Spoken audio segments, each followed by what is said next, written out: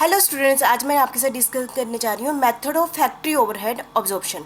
जैसे कि आपको पता है कि लास्ट वीडियो में हमने क्या डिस्कस कर लिया है, दो मेथड डिस्कस कर लिए हैं। नेक्स्ट मैं आपको इस वीडियो में करूँगी prime cost method. Prime cost किसे कहते हैं आप सभी को पता है। प्राइम कॉस्ट क्या होती है? डायरेक्ट मटेरियल, डायरेक्ट लेबर और डायरेक्ट एक्सपेंसेस, हमने आप सभी को पता है। तो इसका मतलब हमने यहाँ पर ओवरहेड रेट निकालने के लिए नीचे कौन सी टर्म लेनी है? डायरेक्ट मटेरियल, डायरेक्ट लेबर और डायरेक्ट एक्सपेंसेस, है ना। देख रहे हैं ना, या दूसरे शब्दों में नीचे प्राइम कॉस्ट लिख दो, ठीक है। Overhead rate is equal to production overhead budgeted, है ना। तो जैसे हमने पिछले दो मेथड में किया, multiply by 100 divided by anticipated direct material, direct labour and direct expenses, हो गया, ठीक है। ये वाला मेथड है ना। तो ये बहुत ही सिंपल और ईजी मेथड है, ठीक है। और डाटा भी हमें आराम से मिल जाएगा, डायरेक्ट मटेरियल उस प्रोडक्शन डिपार्टमेंट का आराम से तीनों चीज़ें मिल जाएंगी, है ना। तो उसमें कोई प्रॉब्लम नहीं है।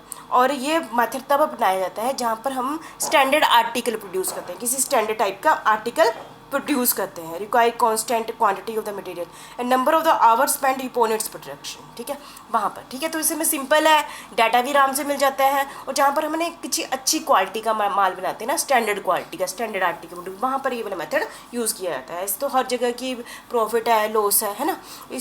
तो सबसे पहले कहते हैं इग्नोर टाइम फैक्टर। जैसे कि हमारे पिछले दो मेथड में भी टाइम फैक्टर को इग्नोर किया गया था ना, तो इस प्राइम कॉस्ट मेथड में भी टाइम फैक्टर को इग्नोर किया गया है, ठीक है। और इसमें भी हार्ड वर्कर और मशीन वर्कर को सेम माना गया है, उसमें कोई भी डिफरेंस नहीं रखा गया, वही सेम ही अजम्पशन है जो हमारी लास्ट दो मेथड की है, ठीक है। No distinction between fixed and variable expenses, ये भी हमारी लास्ट दो मेथड की ही लिमिटेशन थी कि इसमें फिक्स्ड और वेरिएबल एक्सपेंसेस को अलग अलग नहीं माना गया है, मतलब एक ही माना गया है, ठीक है। It combine the short coming of direct material and direct labour, जैसे कि जो भी शॉर्ट कमिंग है, और इसमें it combine the short coming of, दोनों की शॉर्ट कमिंग मतलब दोनों की जो ड्रॉबैक है इस मेथड में आ गई हैं, क्योंकि डायरेक्ट मटेरियल दोनों यूज़ करें ना।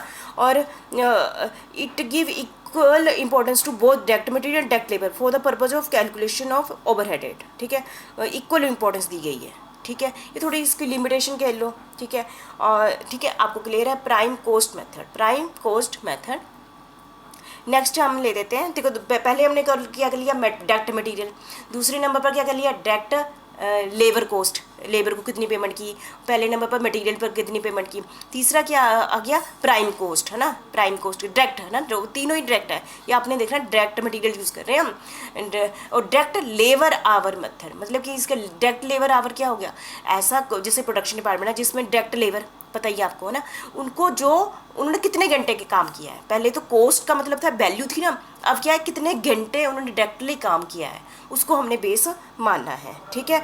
जैसे कि प्रोडक्शन ओवरहेड सभी का कॉमन ही है, डिवाइडेड बाय जो डायरेक्ट लेबर आवर। यदि किसी फैक्ट्री में 500 घंटे लेबर ने काम किया तो डायरेक्ट लेबर नहीं है, इनडायरेक्ट लेबर है नहीं, तो डिवाइडेड बाय 500 लेना है, ठीक है। जैसे कि यहाँ एग्जाम्पल ही प्रोडक्शन ओवरहेड कितनी है, 5 लाख, और डायरेक्ट लेबर उस फैक्ट्री में काम कितना किया है, 1 लाख घंटे काम किया है डायरेक्ट लेबर ने, तो डिवाइडेड बाय करके हमने क्या निकाल दिया, ओवरहेड रेट निकाल दिया, ठीक है, ठीक है। तो इसकी कुछ कहाँ पर ये सूटेबल है। Labour constitute the major factor of the production, क्योंकि हमने ये मेथड वहाँ पर यूज़ करना है जहाँ पर लेबर की प्रोडक्शन में लेबर का बहुत बड़ा रोल है, ठीक है। प्रोडक्शन में लेबर का बहुत ही बड़ा रोल है, वहाँ पर ये मेथड हमने देखेंगे।